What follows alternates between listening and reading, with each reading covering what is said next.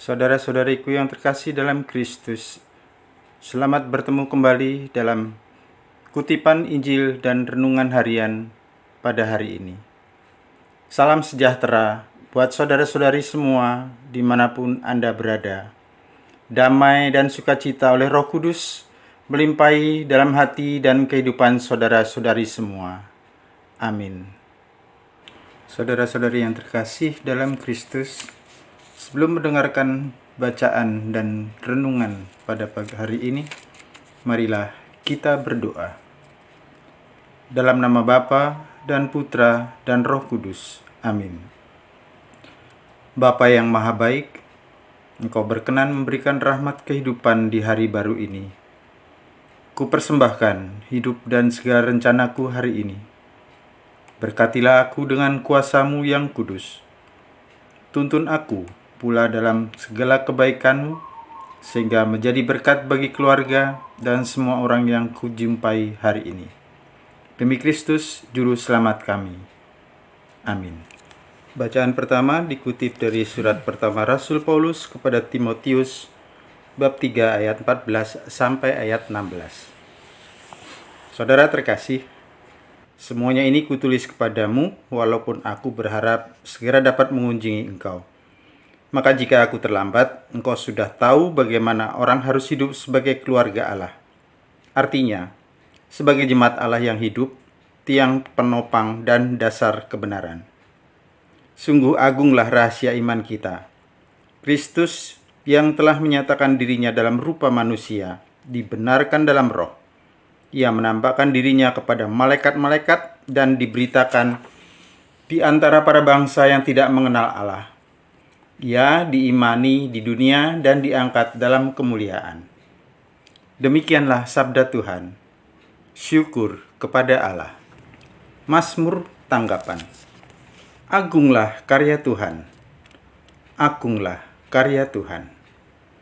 Aku bersyukur kepada Tuhan dengan segenap hati dalam lingkungan orang-orang benar dan di tengah jemaat. Besarlah perbuatan-perbuatan Tuhan, layak diselidiki oleh semua orang yang menyukainya. Refrain, agunglah karya Tuhan. Agung dan semaraklah pekerjaannya, keadilannya tetap untuk selama-lamanya. Perbuatan-perbuatannya yang ajaib dijadikan peringatan. Tuhan itu pengasih dan penyayang. Refrain, agunglah karya Tuhan. Kepada orang takwa diberikannya rejeki selama-lamanya. Ia ingat akan perjanjiannya. Kekuatan perbuatannya ia tunjukkan kepada umatnya, dengan memberikan kepada mereka milik pusaka para bangsa. Refrain, agunglah karya Tuhan. Haleluya, haleluya. Sabdamu ya Tuhan adalah roh dan kehidupan. Padamulah sabda kehidupan kekal. Haleluya, haleluya. Semoga Tuhan beserta kita sekarang dan selama-lamanya. Inilah Injil suci menurut Lukas bab 7 ayat 31 sampai ayat 35. Dimuliakanlah Tuhan. Sekali peristiwa, berkatalah Yesus kepada orang banyak, dengan apakah akan kuumpamakan orang-orang dari angkatan ini? Mereka sama dengan anak-anak yang duduk di pasar dan berseru-seru. Kami meniup seruling bagimu, tetapi kalian tidak menari. Kami menyanyikan kidung duka, tetapi kalian tidak menangis. Sebab ketika Yohanes Pembaptis datang dan ia tidak makan roti dan tidak minum anggur, kalian berkata, ia kerasukan setan. Kemudian anak manusia datang, ia makan dan minum, dan kalian berkata, lihatlah, seorang pelahap dan peminum, sahabat pemungut cukai dan orang berdosa. Tetapi hikmat dibenarkan oleh semua orang yang menerimanya. Demikianlah sabda Tuhan. Terpujilah Kristus. Saudara-saudaraku yang terkasih dalam Kristus, pesan Yesus tentang kerajaan Allah adalah pemberitaan kabar baik yang menghasilkan sukacita dan harapan besar bagi mereka yang mau mendengarkan. Tetapi itu juga peringatan akan bencana bagi mereka yang menolak tawaran kemurahan Allah. Mengapa pesan Yohanes Pembaptis dan pesan Yesus menemui perlawanan dan telinga yang tuli? Karena buta dan cemburu rohani, para ahli Taurat dan orang-orang Farisi menghubungkan mati raga Yohanes Pembaptis dengan iblis. Dan mereka menghubungkan persekutuan perjamuan Yesus sebagai bukti bahwa ia berpura-pura menjadi Mesias.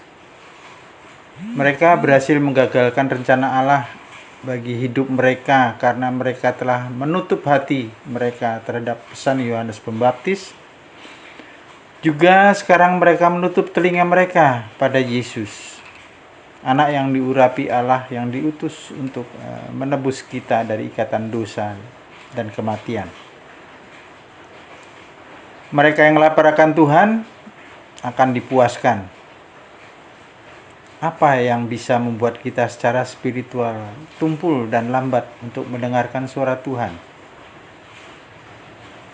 Seperti halnya generasi zaman Yesus, zaman kita saat ini ditandai oleh ketidakpedulian dan penghinaan, terutama dalam hal pesan kerajaan Allah. Mereka tidak hanya peduli, mereka tidak hanya tidak peduli, tetapi mereka juga menutup diri dan bahkan menghinai Tuhan Yesus. Dalam medsos akhir-akhir ini hampir setiap hari orang-orang yang menghinakan Tuhan Yesus dan para pengikutnya.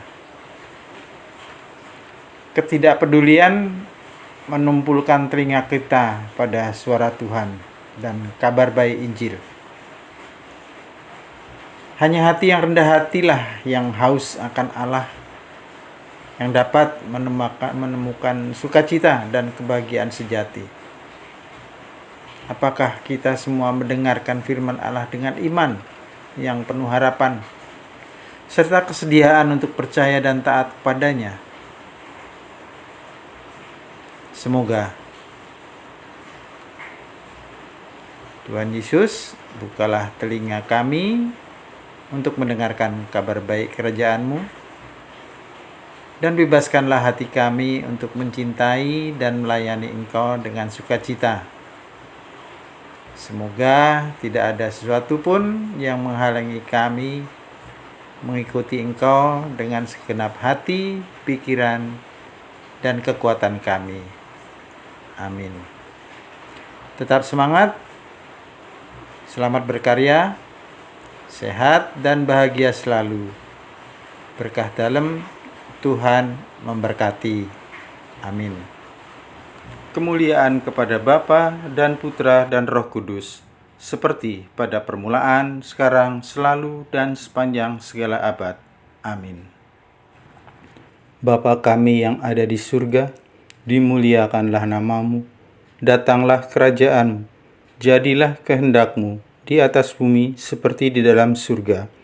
Berilah kami rejeki pada hari ini, dan ampunilah kesalahan kami, seperti kami pun mengampuni yang bersalah kepada kami. Dan janganlah masukkan kami ke dalam percobaan, tetapi bebaskanlah kami dari yang jahat. Amin.